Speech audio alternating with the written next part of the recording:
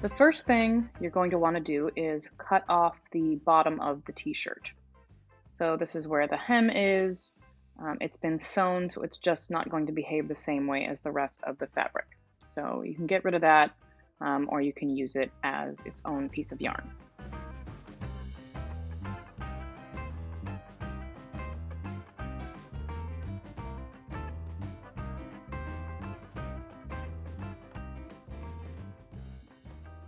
I'm just going through one layer to make sure I'm only getting the hem and not cutting off anything else, and that way you can kind of maintain the pseudo straight line that you've got going on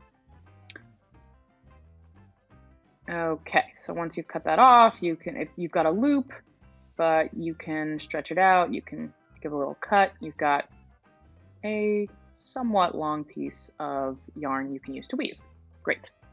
Okay, next step, you're going to make a series of loops. So now that you have your cut edge there, you're just going to straighten it all out and then cut straight across. So this time I'm cutting through both layers. You don't have to be too precious about it, and you don't want to cut too thin because we're going to do another step later that's going to make it thinner. So I would say anywhere from maybe 1 centimeter wide, 1/2 inch if you're using imperial. You can go a little thinner than that, but I wouldn't go below, say, 1/2 centimeter. If you do, you can still use it. It's just you'll have to be a little more careful later on. So I'm just going to do a few loops here to show you what you do next. Okay, so take one loop and a second loop. So you can only do this on the first one, but if you kind of grab each loop through the other one and pull it up tight until you have a knot. And then as you pull it, the fabric is actually going to get smaller. See there? And you just keep pulling the entire length. It will get longer and thinner. So you can just see the difference here between stretched and unstretched, how much longer that is. It's pretty cool. All right, so then you can just pull out the rest of it. You could choose to leave it unstretched as well, but stretching it gives you a much more even tension and more material to use. So to attach this next one, you're going to do a slip knot around the end. So you just bring that through, tighten it up, and again, pull it, stretch it out.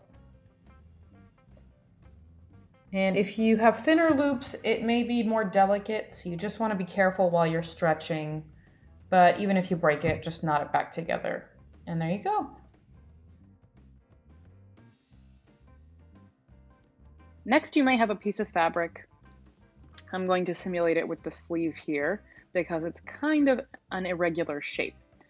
So I'm just cutting it off right at the shoulder seam. And I'm cutting around. You could, again, be less precious about it and just cut right through it, whatever you'd want to do. I'm just getting a piece of fabric to show you what I'm on about. All right, so obviously you could do the loop method with this piece of fabric here, but I'm cutting this flat. So I'm just going to cut it open at the underarm seam, and then I'm going to cut off that little piece that's sewn that's still attached so that all we have is the fabric that's left. There's no stitching on it. All right, gone. So here we have our piece of fabric. You can see it's kind of a weird shape, and we're gonna cut it in kind of a serpentine motion. I don't know if you can tell what I'm doing here, but basically you're cutting from one edge almost all the way to the next edge, and then you're gonna turn it around and cut from that edge all the way up to the next one. So see there, stopped there, turn it around, and about 1 centimeter away from that, cut in from that edge all the way up, and don't cut through the next edge, just stop about 1 centimeter away. And then just continue that So think of it as one long continuous S shape, just with a lot more twists and turns.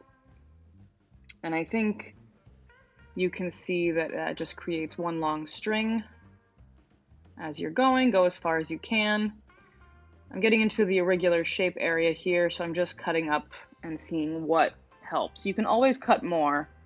So this next part, so I'm just going to cut off this tip because I didn't want to get too thin. And then you just start stretching like the loop method. So stretch it out, and anywhere that you think it's too much, you can just cut a little more into it. So here I'm just stretching it. I've reached that part. I thought that tab was a little much, so I cut it off. But you can also cut into the original cut. Both ways are fine. So there we go. I'm cutting into it and then just stretching it out. That's just to reduce bulk at all these little junctions. It's really fine. It could create texture in your weaving or whatever you're doing. We're just continuing, stretching, stretching.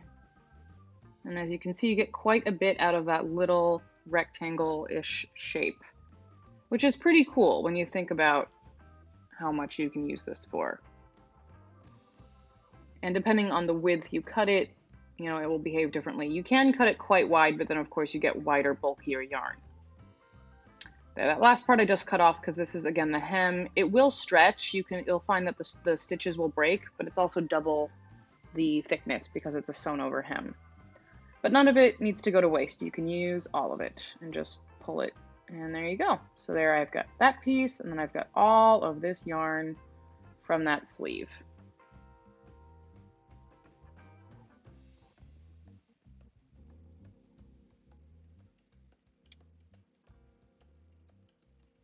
And there we go.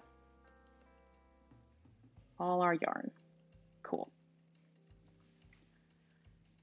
All right, so our third method, we're going to go back to the main body of the shirt. So I'm just cutting off tubes here basically. So I'm going to cut off a healthy section here, just straight across through both layers of the shirt.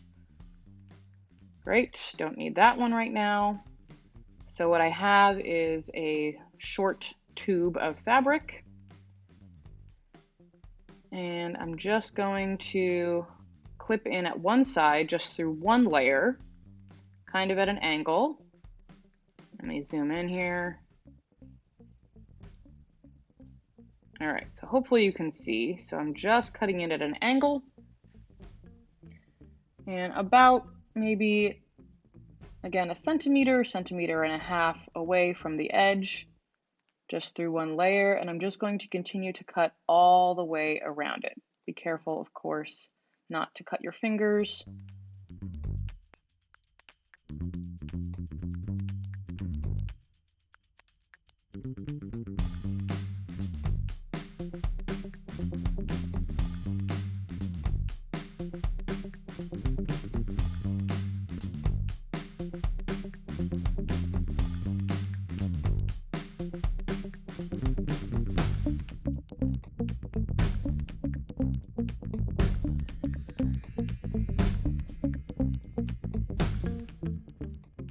All right, so then you're just going to stretch it out. Now this last bit, I'm wondering if you can see, it's actually a little bit thicker. So when I stretch it, it doesn't have the same qualities as the rest of the yarn, which is fine. But if you don't like it, you could of course just go back in and cut it if you don't like any of yours. And just stretch the entire thing out. It might even, it's almost double the length, I would say, depending on the width of the strip you have cut.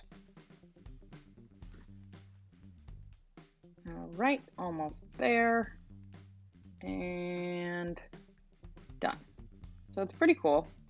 And then just wind that up and you've got a long bit of yarn. This one's nice because it doesn't have any knots in it. It's a little harder to do because you have to keep going around, but it's not difficult. It's just maybe slightly more tedious. But then you have one long continuous bit.